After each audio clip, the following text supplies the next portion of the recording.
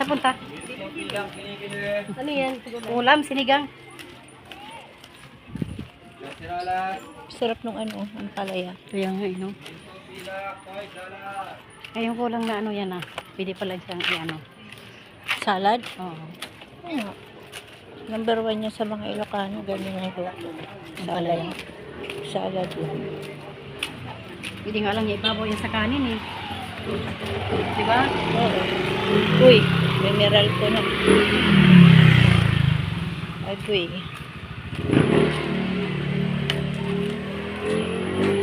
Akoy, nandyan na sila. Nandiyan na yung kinakatakutan ng madlang people.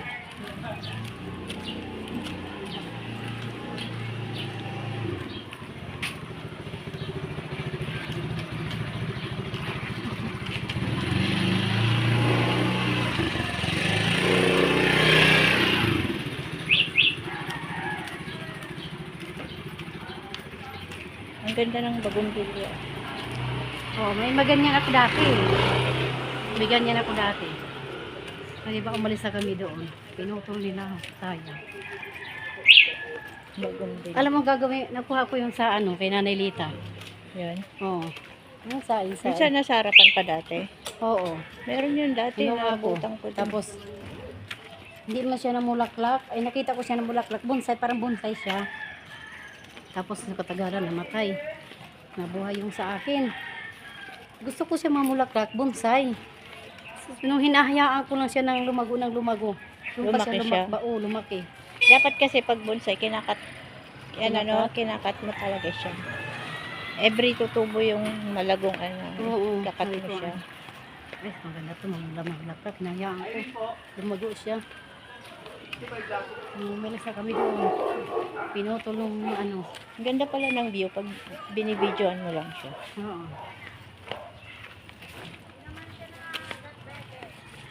At binibigyan may mga puno kasi kung kailangan mo, madali mo mahanap.